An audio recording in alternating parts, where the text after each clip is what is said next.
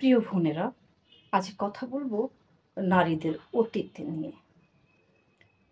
আমাদের সমাজে প্রচলিত একটি কথা আছে, সাধারণত নারীরা পুরুষদের তুলনায় অতীত নিয়ে বেশি করে থাকেন। অতীতকে নিয়ে চলতে গিয়ে তারা সামনে এগিয়ে যেতে পারেন না।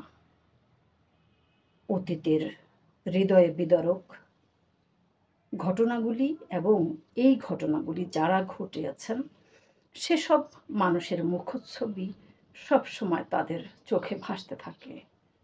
তাদের ব্রেন সেগুলি নিয়ে পড়ে থাকে বলে সামনে এগিয়ে যেতে পারেন না। অতীত প্রত্যেকটা মানুষের জীবনে থাকে, আছে, আমার জীবনেও আছে। অতীতে হয়ে যাওয়া ঘটনাগুলি যখন আমাকে তাড়া করে, কষ্ট দেয়, তখন আমি যে কাজটা করি সেই কাজটাই আপনাদের সাথে আজ শেয়ার করব। আমার হাতে দেখতে পাচ্ছেন একটি মগ। এই মগ ভর্তি আমার হাতে চা আছে। যখন আপনাকে এই অতীত তাড়া করবে, ২৪ ঘন্টার একটা সময় একান্ত আপনাকে দেবেন। এই সময়টা অন্য কাউকে দেবেন না। এই সময় আপনার যা করতে ভালো লাগে সেই কাজগুলি করবেন। যেমন আপনি চা খেতে পারেন। এই চা আমি খাই, চা অথবা কফি, যে কোনো ধরনের চা আমাকে একদম মস্তিষ্ক থেকে পুরনো স্মৃতি, কষ্টের, বেদনার, আঘাতের সবকিছু আমাকে ভুলিয়ে দেয়। আমাকে মুহূর্তেই সতেজ করে তোলে। এই চাটা আপনি খেয়ে দেখবেন আপনার পছন্দ মতো, কম এবং বেশি। আমি একটু বেশি পছন্দ করি। মগ ভর্তি চা খেয়ে আমি আমাকে বিষণ্ণতা থেকে টেনে তুলি। আর যে কাজটা আপনি আরও করবেন এই চায়ের পাশাপাশি, প্রতিদিনের কাজের তালিকায় আপনি পেপার পড়বেন।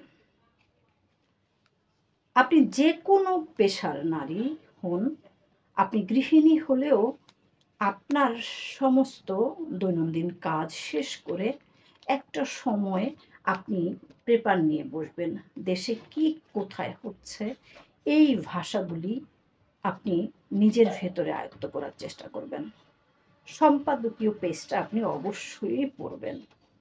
প্রত্যেকটা পত্রিকায় আলাদা আলাদা একটি পেজ থাকে, যেই পেজে বিভিন্ন মানুষ কলাম লিখে থাকেন। ওই কলামগুলি আপনি পড়ার চেষ্টা করবেন।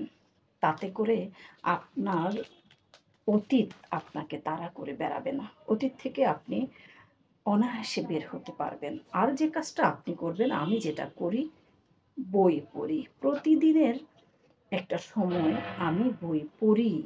সেই বই পড়া মানুষের জীবনে আমাকে প্রশান্তি এনে দেয়, অতীতকে ভুলিয়ে দেয়, সামনে এগিয়ে যেতে সাহায্য করে, আমাকে পথ বলে দেয়।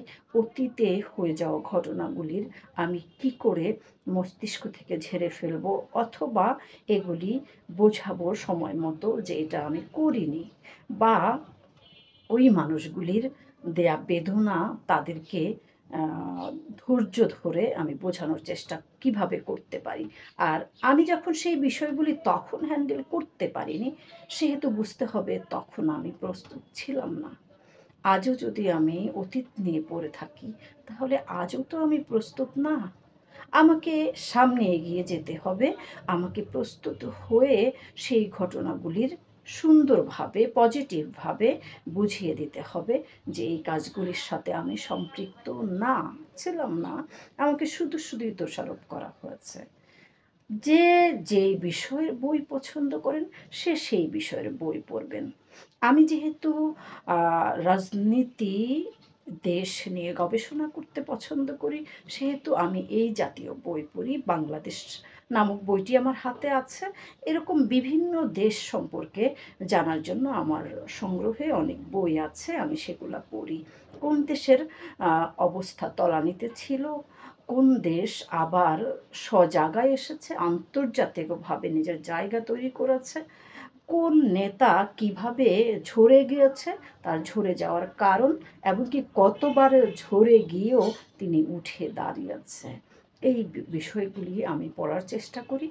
আমি আমাকে ভালো রাখতে পারি এবং সামনে এগিয়ে যাই একটু, একটু করে প্রতিদিনের মতো করে। তো আপনাদেরকে বলবো, আপনারা যে যেই ধর্মের হন ধর্মীয় কাজগুলি করবেন এবং পাশাপাশি আপনি এই কাজগুলি করে দেখতে পারেন। অবশ্যই অতীত আপনার জীবন থেকে দূরে সরে যাবে। ভালো থাকবেন সকল বোনেরা, মা এবং বোনেরা।